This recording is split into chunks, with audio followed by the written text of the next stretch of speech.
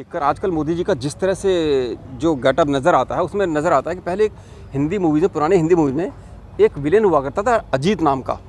अगर आप लोगों को किसी को याद हो, अगर अजीत सिंह नहीं, अजीत नाम का एक हुआ करता था, अजीत, जो कि एक विलेन हुआ करता था एक, वो बिल्कुल इसी गेटअप में हुआ करता था। उसको उसी वो लगभग वो एक छवि जो है मोदी जी की छवि लगभग एक उसी तरह की है। और एक फिल्म आई थी, अभी तो वो बाबा जी बाद में जेल चले गए थे। एक फिल्म आई थी जो पंजाब के एक थे बाबा राम रहीम, हाँ, वो फिल्म उसी तरह के लगभग मोदी जी आजकल उनके कारनामे मोदी जी के उसी तरह के, कहीं शेर, चीता, भालू, बत्तख, मोर, तोता, अब यही काम रह गया देश को। तो बढ़िया बात है, पक्षों की बात करते हैं मोदी। हाँ बिल्कुल, बड़ी, मैं यही कह रहा हूँ, अब इंसान तो देश के जो है, इंसानों की बात करने की ज़रूरत ही नहीं है भाई। वन्य प्राणियों से इतना ही प्यार है क्योंकि देश इस समय बड़ी भारी मुसीबतों से, बड़ी तकलीफों से जूझता रहा है। इस समय देश को ब्रिटेन से आगे चलेगी अर्थव्यवस्था भारत की। हाँ, ऐसा सन 2016 में भी एक बार हुआ था कि भारत की अर्थव्यवस्था ग्रेट ब्रिटेन को पीछे छोड़कर आगे चली गई थी और 5वें नंबर पर, भारत की जीडीपी 5वें नंबर पर आ गई थी। इनको क्या है कि अपने गाल बजाने की आदत है, किसी और की उपलब्धियों को अपनी उपलब्धि बता के गाल बजाने की आदत है, प्रोपेगेंडा करने की आदत है।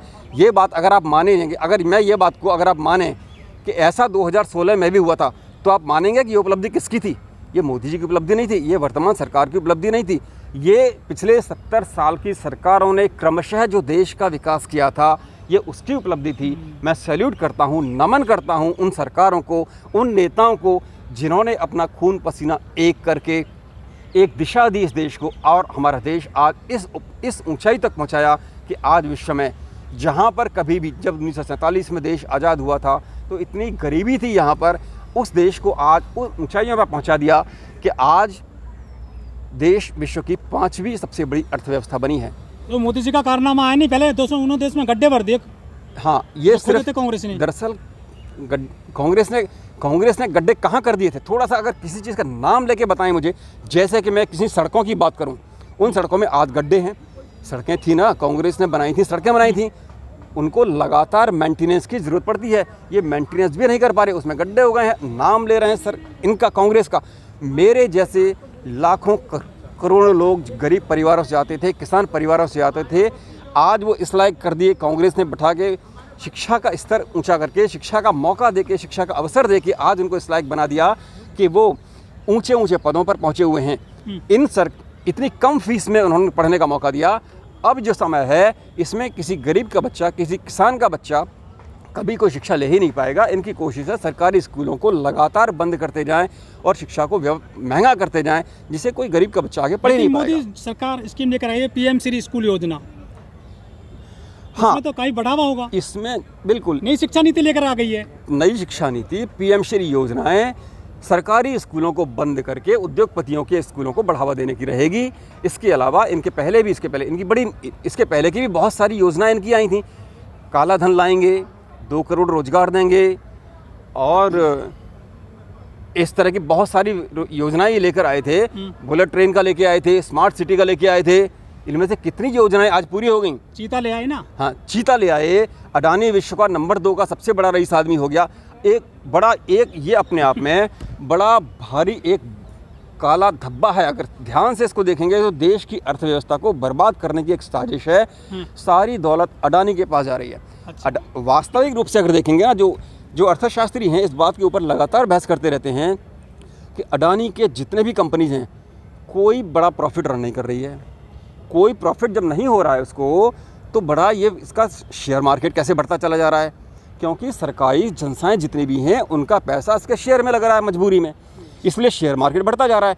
इसकी जो नेटवर्थ आज $150 बिलियन के आसपास है, परंतु इसके जो ट्रांजैक्शंस हैं लगभग 25-30 बिलियन डॉलर के आसपास हैं। बाकी जिस कंपनी की हम बात कर रहे हैं, इसके नंबर 2, नंबर 1, नंबर 2, नंबर 3 की जो कंपनीज हैं, उनके पास अगर उनका नेटवर्थ इनसे कम है ना, $149 बिलियन के आसपास, लेकिन उनका 450, कोई कंपनी टॉप 10 में भी नहीं है। हाँ, टॉप 50 में, टॉप 500 में भी नहीं है ऐसी कंपनी तो कोई। तो फिर इतना धनी कैसे धनी बन रहा है? यही तो बात है, यही तो करामात है मोदी जी की, यही तो बात है। इसीलिए तो चीते लाके दुनिया को तमाशा दिखाया जा रहा है। तो मामला डाइवर्ट किया जा रहा है देश की अर्थव्यवस्था को। बिल्कुल, देश की अर्थव्यवस्था को, देश के लोगों को गुमराह किया जा रहा है। देश की, आप समझिए, अरबपति तो बढ़ गए देश में। हाँ, देश के अरबपति कुछ चंद लोगों के देश का पैसा इस समय कुछ लोगों के हाथों में सीमित होता जा रहा है। गरीब होता जा रहा है, और देश के चंद उद्योगपति उनकी जेबें, उनकी तिजोरियां भरती जा रही हैं। उनमें से प्रमुख नाम अडानी और अंबानी का। एक ऐसे समय में जब सारा विश्व, सारी दुनिया एक संकट से गुजर रही थी, उस समय पर सबसे ज़्यादा विकास हुआ है अडानी जी का और अंबानी जी का। वित्त मंत्री बोल रही है कि देश में महंगाई कोई मुद्दा है नहीं, इस पर तो बात मत करना कतई भी आप। बिल्कुल ठीक कर रही हैं, क्योंकि उनके लिए तो महंगाई कोई मुद्दा है नहीं, उनके लिए तो कोई भुखमरी मुद्दा है नहीं उनके लिए तो।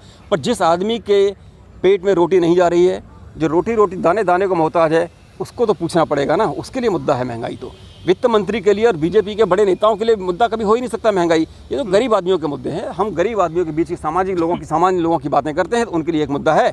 और ये इसीलिए उनके राशन दे के पहले 5 किलो पहले गेहूँ दे रहे थे, अब जो है वो भी कांग्रेस की कमाई थी, पुरानी सरकारों की कमाई थी, जो इस लायक थे ये कि उन्हें फ्री राशन उपलब्ध करा सके। वोट मिल रहा है बड़ा मोटा बीजेपी। बिल्कुल, इस धोखे में क्या चाहिए लोगों को, ये धोखा था कि ये कोई बड़ा चमत्कार करने वाले हैं। अब लोगों की आंखों से पर्दा धीरे धीरे उठता जा रहा है। लेकिन अगर आप देखेंगे 2024 में फिर से आ रहे हैं मोदी जी, सर्वे आ गए हैं मीडिया के, फिर चुनाव ना कराए जाएं। अब अगर मीडिया की बात को इतनी प्रामाणिक है, फिर चुनाव करवाना बंद करें। चुनाव में क्यों पैसा खर्च किया जाए? चुनाव आयोग के नाम पे क्यों लोगों की तनख्वाह बांटी जाए? क्यों ड्रामा किया जाए चुनाव करवाने का? इसका मतलब है कि इन्हें भय है, इसलिए प्रोपेगेंडा खड़ा करना जरूरी है, एक माहौल बनाना जरूरी है। इन्हें मालूम है अब जनता इनसे रुष्ट है, जनता इनसे आक्रोश में है, जनता इनको हटाना चाहती है। जिस तरह से विकल्प क्या है फिर सर मोदी का? राहुल जी की भारत जोड़ो यात्रा को मिला अपार जन समर्थन ने इनकी चूलें हिला दी हैं। अच्छा, इनको थर-थर कांप रहे हैं, इनकी रातों की नींद उड़ गई है। राहुल जी कांग्रेस जोड़ रहे हैं, भारत जोड़ रहे हैं, उधर कांग्रेस टूट रही है, गोवा में 8 विधायक चले गए आपके। पार्टियों का टूटना, संगठनों का टूटना एक अलग बात है। देश अब वो चले गए कैप्टन पार्टी अमरिंदर सिंह। अगर ये पार्टी जो है, हाँ वो इस पार्टी के नहीं थे, वो थे ना पहले? इस पार्टी के नहीं थे। हम बिल्कुल मुख्यमंत्री पंजाब में थे ना। बिल्कुल ठीक कह रहे हैं आप। कांग्रेस जो है 137 साल पुरानी पार्टी है। इसने बहुत से दौर देखे हैं, बहुत से दौर देखे हैं, और हर दौर के बाद एक निखर के जब देश पर, देश की ऊपर उसकी आक्रमण हुआ है, जब देश में संकट आया है, तब कांग्रेस ने नेतृत्व संभाला है और देश को एक नई दिशा दी है। मैं उम्मीद फिर से करता हूं कि राहुल जी ने जो बीड़ा उठाया है वो कामयाब होंगे और देश को एक नई दिशा देंगे, और इन आतताइयों से, इन दुष्टों से, इन क्रूर लोगों के चंगुल से देश को इनके मंदिर बन रहे हैं सर, सफल पूजा हो रही है, इनके मंदिर बन रहे हैं। योगी का मंदिर बना दिया, उसमें राजकोट में मोदी का मंदिर बना दिया एक आदमी ने। यही पहचान है कि जो लोग सत्ता में हैं, जो सत्ताधीश होने के बाद, ये इतिहास में पहले भी आप देख सकते हैं, पौराणिक काल से लेकर अब तक जितने क्रूर चरित्र हुए हैं वो अपने पूजा खुद ही करवाते थे। राजीव गांधी का तो मंदिर नहीं है, आपने एक हिरण्यकश्यप का नाम सुना होगा, एक राक्षस था, अपनी पूजा खुद ही करवाता था वो। कंस जो है वो भी बड़ा राजा था, वो भी बड़ा खुद ही को भगवान मानता था, किसी और को नहीं मानता था। रावण का अहंकार भी ऐसा ही था कि मुझसे बड़ा कोई और नहीं है। लगभग उसी श्रेणी में ये आते जा रहे हैं, अपने मंदिर खुद ही बना रहे हैं, क्योंकि आज सत्ता में है ये। जिस दिन सत्ता से ये उतरेंगे उस दिन पता लगेगा जनता इनको किस तरह से, कैसे ट्रीटमेंट देगी, इनको किस तरह का व्यवहार इनके साथ में होगा। लोग खुश होकर मंदिर बना रहे हैं, उनके कारनामों से खुश होकर। ऐसा ही नज़र आता है, जब तक सत्ता में रहते हैं तब तक ऐसा ही नज़र आता है। जिस दिन सत्ता का अहंकार जिस दिन हटेगा ना, सत्ता का नशा जब हटेगा, सत्ता इनके हाथ से जब फिसलेगी तब पता लगेगा इन्हें कि वास्तव में मंदिर इनके। तो कांवड़ यात्राओं में भी योगी मोदी जी के ही नारे बिल्कुल, यही बहुत बड़े काम है। दरअसल ये बहुत बड़े अचीवमेंट है योगी जी के। इसके पहले किसी सरकारों ने ये नहीं किया। हेलीकॉप्टर से फूल बरसा देना, कांवड़ियों के ऊपर फूल बरसाए, ये काम करवाने में बहुत आगे। ताली बजाना, थाली बजवाना, ये जो इस तरह के कारनामे ना इन्होंने बहुत किए हैं, क्योंकि हेलीकॉप्टर से फूल बरसा देना एक बहुत बड़ा काम है ना। वो जनता भी खुश हो जाती है सर, वोट दे रही है उनको, दोबारा से सरकारें बन रही हैं। हाँ, जब वही जनता जब आगे, अभी तक तो राशन मिल रहा है, अब गेहूं खत्म हो गया, राशन देना बंद हो गया। जैसे जैसे आने वाले समय और संकट आएगा, आर्थिक संकट और गहराएगा, तो ये जो पिछली सरकारों के संजोए हुए जो खजाना था उसको लुटा के खाली कर देंगे। उसके बाद जाके जनता को भी समझ में आएगा अब जो है इनको दुत्कारने का, फिर जनता इनको दुत्कारेगी, फिर इनको जनता ढूंढेगी। जैसे श्रीलंका का जो हाल हुआ है उस तरह श्रीलंका के नेताओं का जो हाल हुआ है उस तरह का इनका हल करेगी जनता, तभी हमें समझ पाएंगे।